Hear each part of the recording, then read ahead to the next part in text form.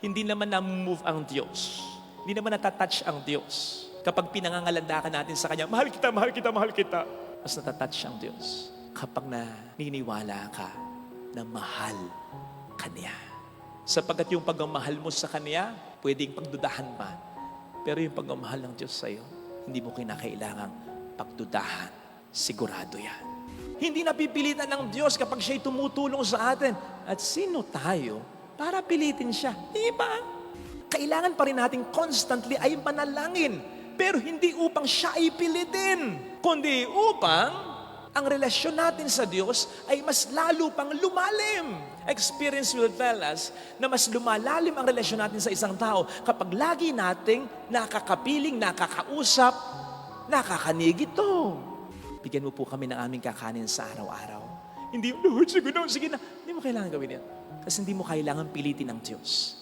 Kasi ang Diyos ay sensitibo sa pangangailangan mo. Anak ka ng Diyos. Ikaw ba gusto mong nagmamakaawa pa ang anak mo sa'yo? Narinig natin sa ating binasang ebanghelyo ang talinghaga tungkol sa kaibigang nagpumilit upang siya ay mabigyan ng tinapay ng kanyang kaibigan na nasa loob ng bahay. Usually, napakadali para sa atin na agad i-associate, ilarawan ng ating sarili sa pamamagitan ng kaibigang itong nanghihingi ng tinapay. Lalo pat sa konteksto ng panalangin ay sinasabi rin ng ating gospel reading, ask and you shall receive, seek and you shall find, knock and the door shall be opened to you. Pero kung iisipin po nating mabuti, kung ganito ang magiging paglalarawan natin sa sarili natin, bilang yung kaibigang nanghihingi ng tinapay sa ating narinig na gospel reading, ito kaya ay magbibigay ng magandang paglalarawan naman sa Panginoon natin.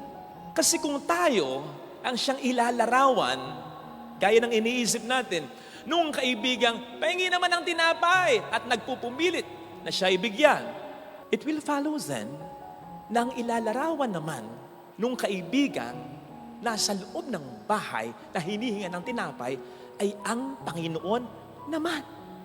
Di po ba? Pero will this picture God as good as someone sensitive to our needs and as really generous? Tandaan po ninyo, ha? Kung ang Diyos ay ilalarawan lang nung kaibigang hinihinga ng tinapay sa loob ng bahay, tandaan ninyong yung kaibigang napakinggan nating hinihinga ng tinapay na nasa loob ng kanyang bahay ay napilitan lang kaya nagbigay. And so he was moved not by his friend's dire need, but because of his friend's persistence. Kung hindi pa napilit, kung hindi pa nakulitan, baka nga, kung paglalaruan po natin yung eksena, yung kaibigang napilitang magbigay ng tinapay, baka, nung ibigay yung tinapay, sa kanyang kaibigang pumilit sa kanya, ay sinabi pa, ayan ay tinapay mo, isaksak mo sa baga mo. Tulog na kami, sabi ko na sa'yo, hindi na ako makabakapang, pinilit mo pa ako. Ayan tuloy, nagising yung mga anak ko, pating mga alaga kong hayop. Hirap maghalbol ng tulog. O yan na, last mo na yan.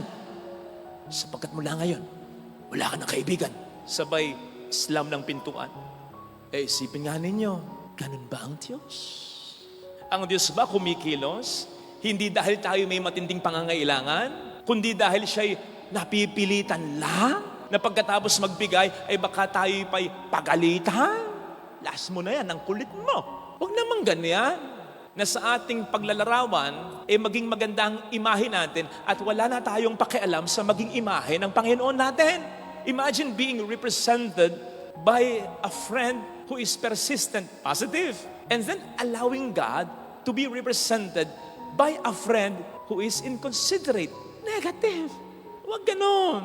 Para lang yang mga nagpapapicture na walang pakialam sa itsura ng kanilang mga kasamahan. Kaya yung kanilang mga kasama, nagtataka. Alam nung kanilang mga kasama na maganda yung picture nila. Na-check nila. Yun ang style natin. Pag nagpa-picture, tingnan ko nga. Nakakita ng kanyang mga kasama, maganda naman ang kanilang itsura doon sa picture nila na nasa kanyang phone o camera. Kung bakit hindi nito pinopost, hindi nito pinoforward sa kanila para silang makapag-post. Ang hindi nila alam, na-delete na. Bakit? Yung may-ari ng phone, nakita niya, picture niya, pangit ang itsura niya. Kaya nagtataka yung mga kasama. Minsan naman, nagugulat. Abay, ginugulat mo naman yung mga kasama mo sa picture. Kasi, ay, ba't baka ganito ako? Ba't ganito itsura ka? Ba't napaka-blurred ka? Bakit nakatabingi ako? Ba't hindi ako nakatingin sa camera? Nakaw! Kaya pala, ang ganda niya. Ayun, kaya mo pinost. Maganda ka, kahit pangit sila. Huwag ganun, Mars. Pagiging makasarili yun Huwag namang ang itsura mo lang ang mahalaga. Pahalagahan mo rin ang itsura nila. Kung ganun lang pala, magpa-picture ka na lang ng solo. Di ba? Magsasama ka pa. Picture mo lang pala ang mahalaga. Parang ganito ang ginagawa natin. Kapag ang gagawin natin sa Ebanghelyong narinig natin ay paglalarawan lang sa Diyos at sa atin. Lilitaw na tayo ang mabuti. Tayo ang mainam. At inconsiderate, insensitive, masungit ang Panginoon natin. Huwag ganon. Besides, ang gamit po ng talinghaga ay hindi lang paglalarawan Hindi lamang ito ilalarawan mo, halimbawa, yung mga tauhan sa talinghaga, ilalapat mo sa tunay nating karanasan. Iyon madalas ang function ng talinghaga. On the other hand, may function din ang talinghaga kung minsan na hindi paglalarawan lang, kundi pagpapakita ng malaking kaibahan ng mga tauhan sa Ebanghelyo o sa talinghaga sa tunay nating karanasan. In the case of the gospel reading today, hindi ito paglalarawan lang. Ito'y pagpapakita rin ng malaking kaibahan, lalong-lalo na ng Diyos dun sa talinghaga na ating napakinggan. Pinapakita nito na kung yung kaibigan sa Ebanghelyo na nagbigay ng tinapay ay nagbigay dahil napilitan lang, hindi gano'n ang Diyos. Sapagkat hindi napipilitan ng Diyos kapag siya'y tumutulong sa atin. At sino tayo para pilitin siya? Diba? Ipinapakita nito ang kaibahan na kung yung kaibigang nagbigay ng tinapay ay hindi bukal sa kanyang loob ang pagtulong na ginawa niya, hindi ganon ang Diyos. Iba ang Diyos. Natutuwa ang Diyos kapag tayo napapagpala, nabibiyaan niyang lubos. At ipinapakita nito ang kaibahan na hindi lamang tayo kaibigan ng Diyos, tayo'y mga anak ng Diyos. Kaya mas lalong hindi tayo kayang tiisin ng Diyos. Kaya nga po, kung titingnan natin yung simula ng ating gospel reading, yung karugtong nito ay yung Ebanghelyo kahapon. Kung nagsimba po kayo, ang Ebanghelyo kahapon ay tungkol sa panalangin itinuro ng ating Panginoon. Ama namin, sumasalangit ka, sambahin. Kung saan pinatawag ni Jesus sa atin ng Diyos na Ama natin. Ama nating natutuwa kapag binibigay ang pangangailangan natin. Ama nating nagbibigay ng pangangailangan natin, in fact, kahit hindi pa natin hilingin. At ang mga patunay niyan ay ang mga biyaya na tinatama sana natin dahil kailangan natin kahit hindi natin hinihiling. Kailangan nating araw-araw na mabuhay, di ba? Tuwing gabi ba, bago ka matulog, pinagdarasal mo na kinabukasan sana buhay ka pa? Hindi natin araw-araw, gabi-gabi pinagdarasal yan. Pero araw-araw buhay tayo sapagkat kailangan pa nating mabuhay at kailangan pa tayo ng ating mga mahal sa buhay. Ganun ang Diyos bilang Ama. Ni hindi mo pa iniisip, ni hindi mo pa sinasabi, naiisip, at ibinibigay na niya. Yes, kailangan pa rin nating manalangin. Kailangan pa rin nating kumatok, humanap, at humingi. Kailangan pa rin nating constantly ay manalangin. Pero hindi upang siya ay pilitin, kundi upang ang relasyon natin sa Diyos ay mas lalo pang lumalim. Experience will tell us na mas lumalalim ang relasyon natin sa isang tao kapag lagi nating nakakapiling, nakakausap, nakakanig ito. Ganon din ang Diyos. No wonder sa itinuro niyang panalangin, ang sabi sa atin, sabihin ninyo, bigyan mo kami ng aming kakanin araw-araw para araw-araw tumawag tayo sa Kanya. Hindi yung ating papakyawin na, Lord, bigyan mo ako ng pagkain ko, isang buwan ha? Yung pang isang linggo ha? Kailangan pa rin nating humiling upang mas makapag-establish tayo sa tulong ng Diyos ng isang malalim na relasyon sa Panginoon natin. At kapag nagkagayon, ang ating will, ang ating kalooban sa panalangin ay maiko-conform na natin sa kalooban ng Panginoon natin. Kapag na-imbibe na natin yung isang malalim na relasyon sa Panginoon na maituturing talaga natin ang Diyos ay Ama natin.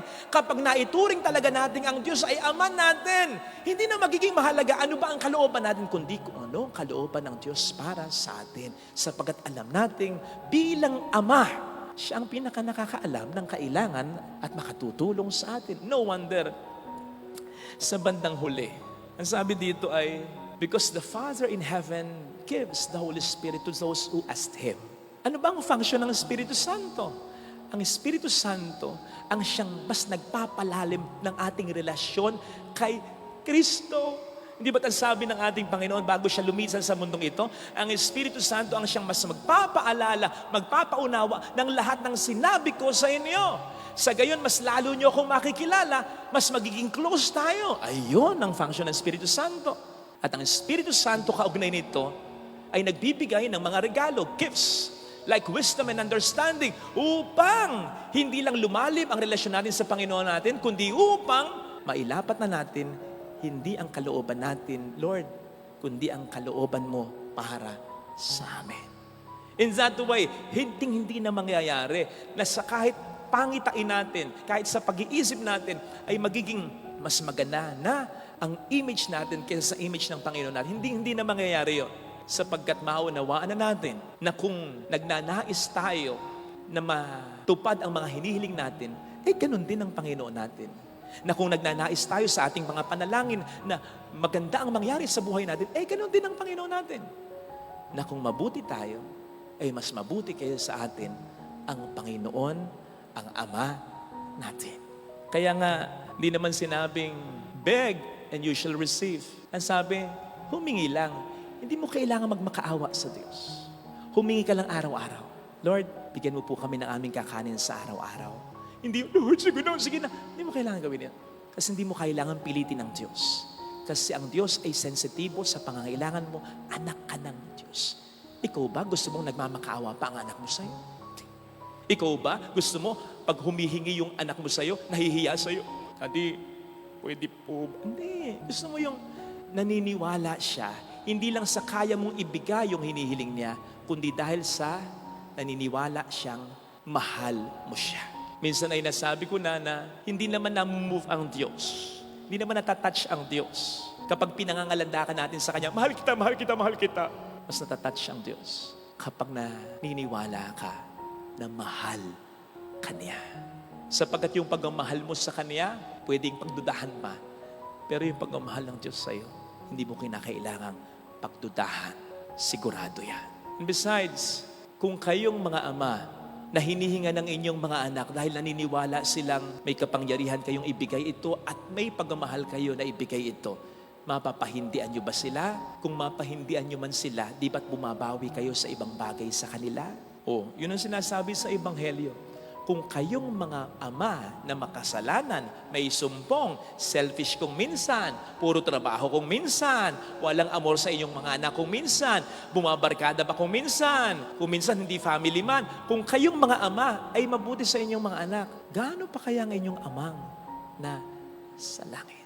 Ito sana ang hilingin nating biyaya sa ating panalapagdiriwang upang sa bawat paglapit natin sa Panginoon sa ating panalangin, maniwala tayo na may maganda na agad na nangyayari at may maganda pang mangyayari sa atin. Sapagkat ang tinatawagan natin ay Ama nating nagmamahal sa atin.